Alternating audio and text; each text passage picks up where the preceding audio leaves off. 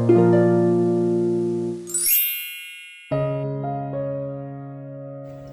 mga langga, and hello din po sa lahat ng ating viewers, listeners, and subscribers, pati na rin sa ating mga haters. Sa pagpapatuloy ng ating kwento, kung bago ka pa lamang dito sa ating channel, huwag kalimutang mag-like, comment, share, and subscribe at pindutin nyo na rin yung notification bell para maging updated pa po kayo sa mga susunod pang mga video.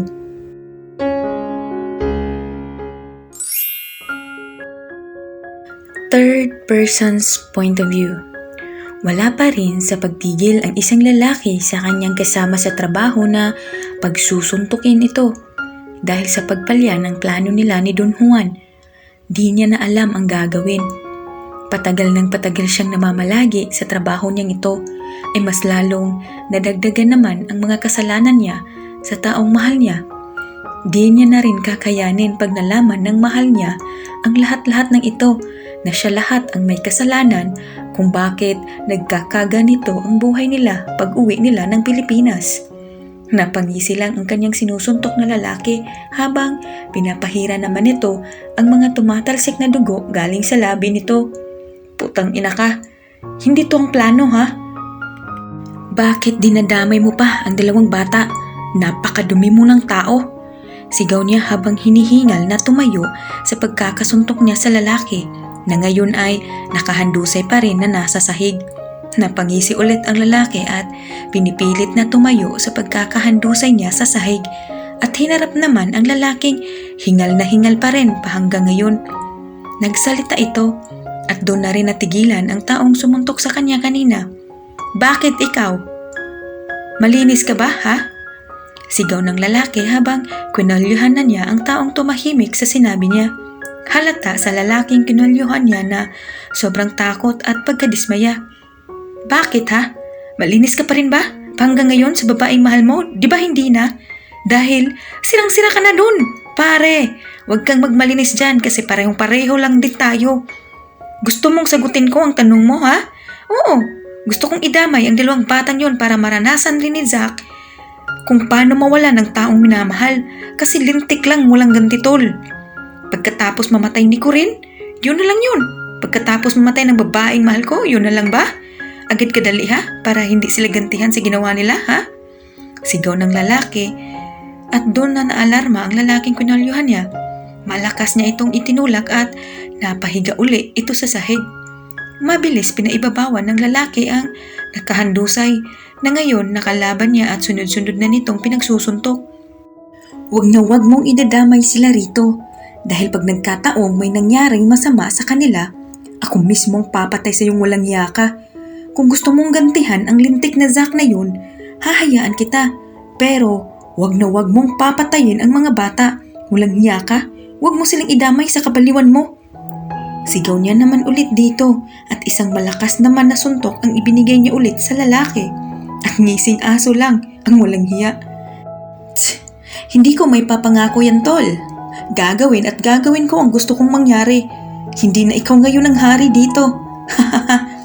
Sagot nito at tumawa ng malademonyo. Aambahan niya sana ulit ng suntok ito nang may pumasok sa silid kung saan nagkakagulo silang dalawa. Si Don Juan, ang kinakatakutan nilang lahat, ang hari nilang walang makakatalo. Look, ano namang gaguluhan to ha? Saad ng matandang si Don Juan at doon umalis si Luke sa kalaban niya at napaupo sa sahig at umiyak. At nasabi niya ang dapat hindi masabi. Ako na lang, wag na sila, parang awa niyo na, nakukonsensya na talaga ako. Saad niya habang hindi nakatingin sa mga mata ng nakakatakot na si Don Juan. Wala nang atrasan to, Luke, nakapasok ka na sa grupo natin. Hindi mo na maaalis sa isip mo na mamamatay kang tao. Saad ng lalaki na sinusuntok kanina ni Luke. Kayo lang yan. Kayo lang ang pumapatay. Huwag niyo akong isali. Dahil sumusunod lang ako sa utos niyong lahat. Biglang sigaw niya at tumayo sa pagkakaupo at nagmamadaling lumabas ng silid. Samantala, sa kabilang banda, on Rain's point of view. Stable na ang lagay ng isang anak niyo, Mrs. na si Zeka. nasalina na siya ng pahulihang dugo. Saad ng doktor nang pumunta ako sa opisina nito para makakuha na rin ng resetang bibilhing gamot sa anak ko para maging malakas ulit ang katawan niya. Maraming salamat talaga, Dok. Huling sabi ko bago tuluyang umalis sa opisina at tinungo muna ang kwarto ni Zeka na kung saan andon si Zack ngayon para bantayan daw muna. Sana wag magkagulo doon. Alam kong hindi pa tanggap ni Zeka ni Zack ngayon dahil kinamumuhian pa rin niya ang ama pa hanggang ngayon. Dahil sa nalaman nitong pinagtabuyan kami ng ama niya noon. Nang makarating ako sa room ng anak ko ay di nga ako nagkakamali sa mga iniisip ko kanina dahil nang nasa labas pa lang ako ng pintuan ay rinig ko na ang iyak ng anak kong si Zeka. Mabilis akong pumasok sa loob at nasasaksihan ko ang dapat masaksihan. Pinipilit nitong tinutulak ang ama habang pinapatahan siya nito at, "No, iniwan mo kami ni mami noon. Niloko mo mami ko. Pinagtabuyan mo kami. Hindi ka pwedeng maging dada ko dahil si Dada Luke lang ang one and only dada forever." Sigaw na ng anak ko at tinulak na si Zack nang dahil doon ay napabitaw siya sa pagkakayakap rito. Nang makita ako nito ay sinigaw na lang ang "Mami!" Sigaw nito at dali-daling bumaba sa kama at lumapit sa pwesto ko. "Mami, paayusin mo siya. Ayoko siya kanya." Sabi nito habang nakayakap sa mga binti ko at tinuro ang pwesto ni Zack. Kaya sinenyasan ko muna si Zack na umalis sa kwarto. Pero nang angal sana ito. Doon ka na muna kay Rio. Mamaya na lang tayo mag-usap. Tumango na lang ito at tuluyang lumabas ng kwarto. Pasensya na, Zack. Hindi ko alam kung matatanggap ka pa ni Zeka bilang daddy niya. Kung hindi mo lang sana kami pinagtabuyan noon ng mga anak mo, ay hindi lahat mangyayari ito. Binuhat ko muna at nilagay si Zeka sa kama nang naramdaman kong may nag-text naman. Tinignan ko ito at galing kay Luke. "I'm very sorry, Rain." Hinintay ko muna kung may kasunod ba pero parang wala na nga. Kaya nagtaka na ako. Ilang ulit na tong nag-text sa akin. Kunti na lang talaga, Luke. Baka paniwalaan ko na ang mga naiisip ko tungkol sa iyo. Zeka Marie's point of view. Hey guys, aayusin ko lang yung pove dito ni Baby Zeka pero bulol-bulol talaga siya magsalita, ha? Hehe. Ayoko sa kanya. Ayokong maging daddy ang Zack na yun. Kahit niligtas niya pa ako sa airport noon at tinulungang makabalik kay mami, ay wala akong pakialam. Basta, ayoko lang siyang maging daddy ko. Ayoko sa kanya at mas lalong ayaw ko siya para kay mami ko. Pinagtabuyan niya kami noon ng walang dahilan. Pinagpalit niya lang kami sa ibang babae, nila mami at ni Kambal. Anak, tawag ni mami sa akin pagkatapos niyang tingnan ang nag-text sa kanya. Siguro si Dada Luke naman yun. Mas gusto ko nga lang na si Daddy Luke na lang ang magiging daddy ko forever para makapagpakasal na sila ni mami. Pero imposible yun dahil hindi mahal ni mom si Dada Luke. Kahit may nalaman ako kay Dada about sa katauhan niya, ay pinipilit ko na munang wag sabihin kila mom at ni Kambal. I know Dada Luke mamamatay tao, pero di ko hahayaang makulong si Dada ko kahit anuman ang mangyari. Mahal na mahal ko siya. Tinignan ko ulit si mami na parang galit na dahil sa itsura niya.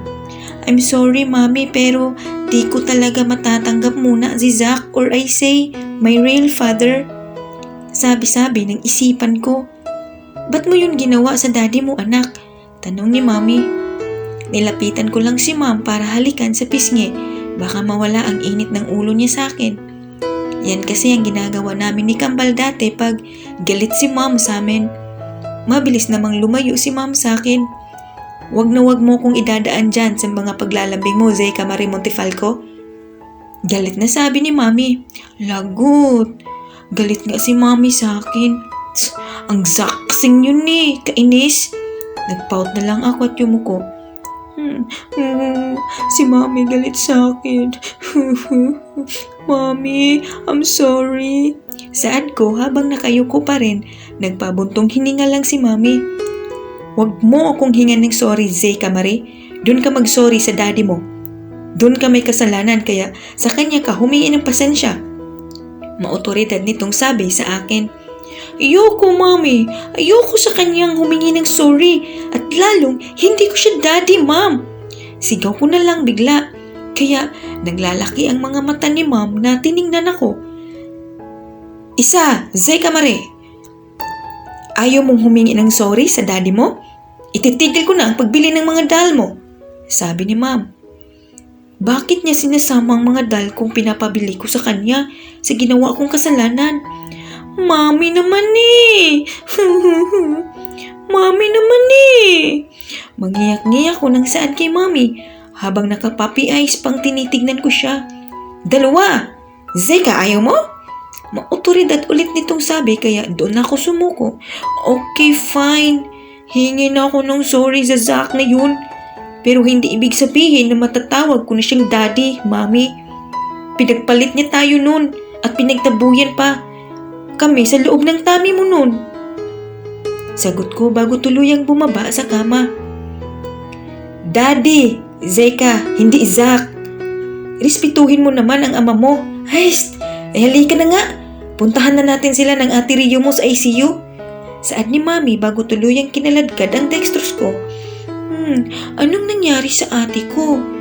Ba't nasa ICU siya? At ano bang ibig sabihin ng ICU na sinasabi ni ma'am sa akin? Baka playground yun. Baka naglalaro si ate Rio doon.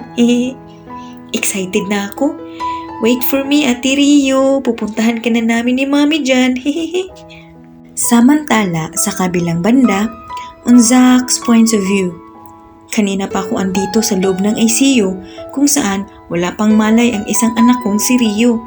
Hinihintay ko kanina pa si Rain dito pero hanggang ngayon wala pa siya. Akala ko ba kakausapin niya ako? Asa na yun?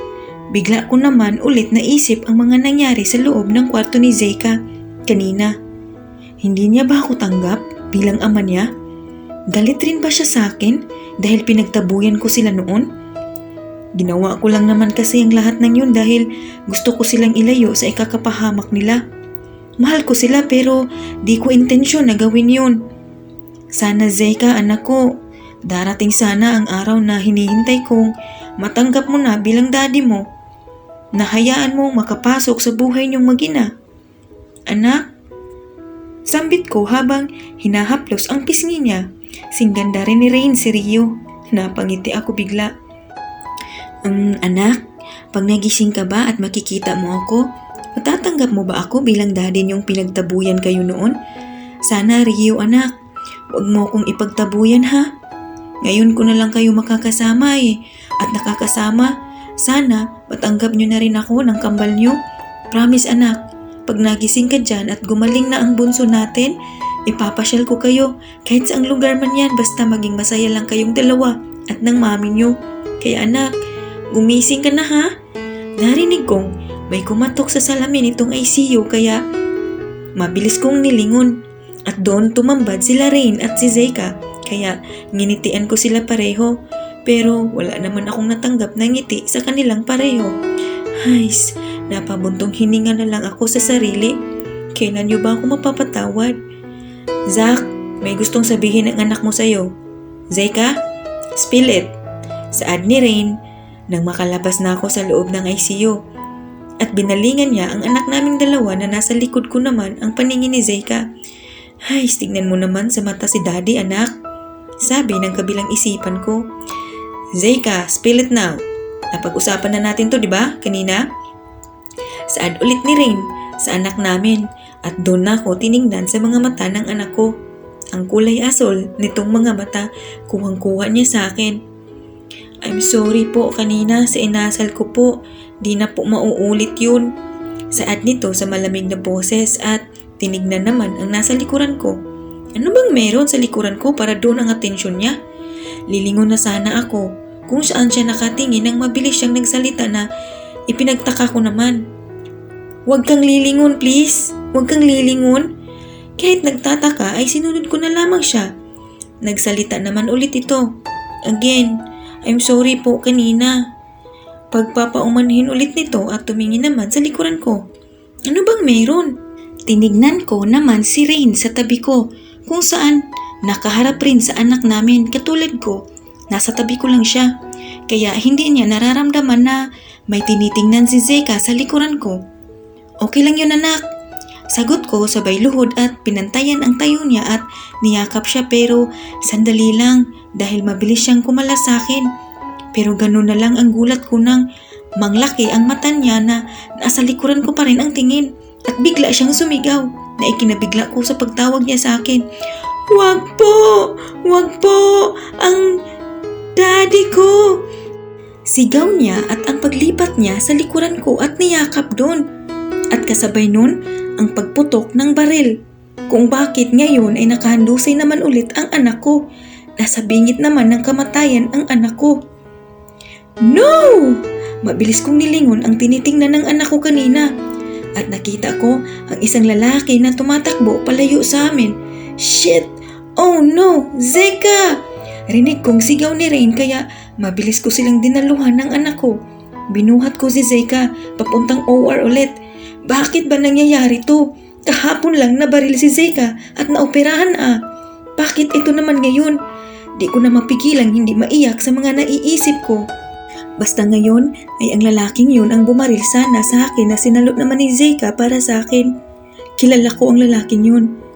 Siya si Drake, ang ex-boyfriend ni Corinne.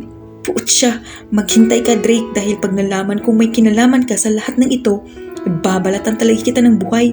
Walang yakang lalaki ka. Pati anak ko dinamay mo sa paghihiganti mo sa pagkawala ni Corinne.